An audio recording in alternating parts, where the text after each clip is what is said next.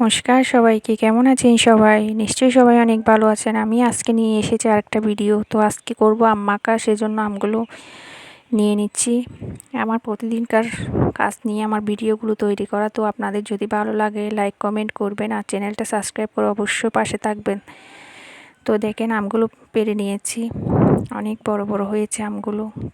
প্রথমে একটা আম পেড়েছিলাম, ওই আমটা পোকা ছিল, সেই জন্য কাঁচায় পেড়ে নিলাম। তো আরও গাছে কয়েকটা আছে, আজকে আম মাখা করবো বলে পারলাম। আগে ধুয়ে নিব এগুলো ভালো করে আমি।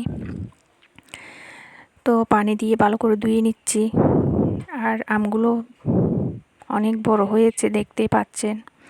তো আমার ভিডিওগুলো আসলে ঘরের মধ্যেই তৈরি করা।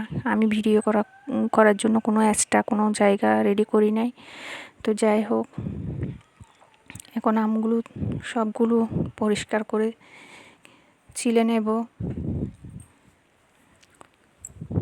অনেক সুগন্ধ বের হয়েছে। তো আম গাছটা নার্সারি থেকে এনে তারপর লাগিয়েছিল। অনেক ছোট আম গাছে এই আমগুলো ধরেছিল। আমগুলো অনেক বড় বড়, ভীষণ সুগন্ধ বের হয়েছে একটা কাঁচা আমের।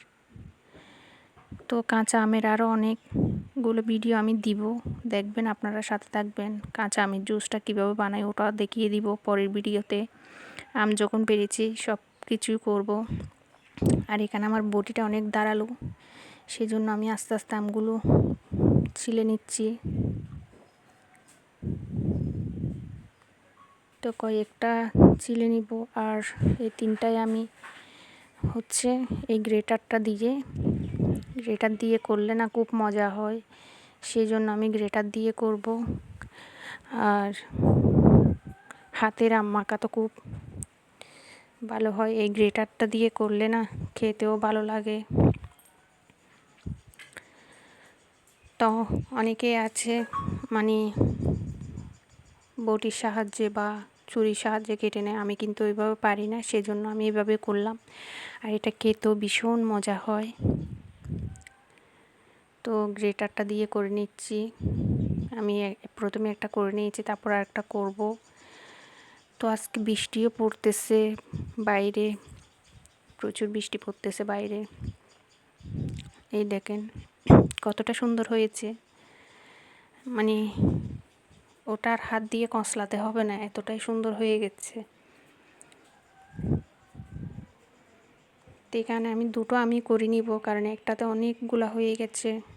আর আমরা 5 জন, আর 5 জনের বেশি লাগবে না, সেজন্য দুইটাই করলাম। আর বাদ বাকিগুলো দিয়ে আমি পরে আরেকটা ভিডিওতে জুস বানিয়ে দেখিয়ে দিব। এখানে আমি লেবু পাতা নিয়েছি, তারপর নিয়েছি মরিচ ভাজা, লবণ, আর এটা হচ্ছে গুড় দিয়ে আম মাখাটা করলে না খুব মজা হয়, একবার খেয়ে দেখবেন।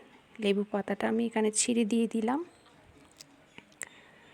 তো মরিচ আর লবণ, গুড়গুলো সবগুলো একসাথে মেখে তারপর আমি দিয়ে দিব। সবগুলো একসাথে মিশিয়ে নিচ্ছি আমি। সবগুলো একসাথে মিশিয়ে তারপর আমের মধ্যে দিয়ে দিলাম। দেখেন, এবার আমটা মাখবো। এই যে আমটা হাতের সাহায্যে আমটা মেখে নিচ্ছি। আর এই আমের আটটি দুটো এখানে দিয়েছি, কারণ বাচ্চারা খাবে বলে। তো লেবু পাতার ঘ্রাণটা খুব চমৎকার, হয়তো লেবু পাতার ঘ্রাণ সবাই জানেন কীরকম। আর আম মাখার মধ্যে দিলে তো কোনো কথাই নেই। তো আম মাখাটা করে ফেললাম। এখন সবার জন্য নিয়ে নিব বাটিতে। তো সবাইকে বাটি করে করে দিব।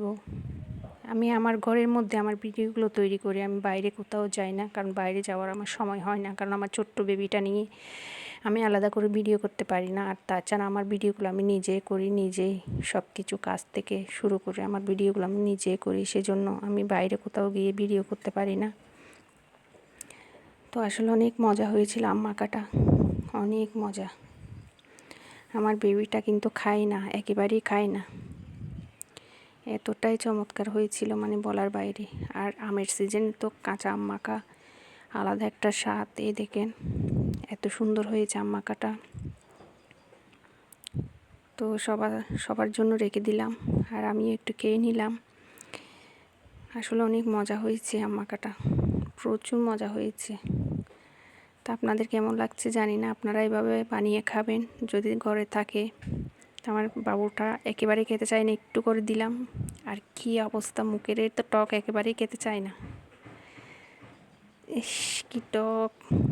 আসলে আমগুলো ওরকম টক না, এখানে গুড় দেওয়া হয়েছে, অতটাই টক না। তো সবার যদি ভালো লাগে কমেন্টে জানিয়ে দেবেন আমার এই আম মাখার ভিডিওটা কেমন লাগলো। পরে আবার আরেকটা ভিডিও নিয়ে আসবো, কীভাবে কাঁচা আম দিয়ে জুস বানায় দেখিয়ে দিব। সবাই ভালো থাকবেন, সুস্থ থাকবেন, টাটা।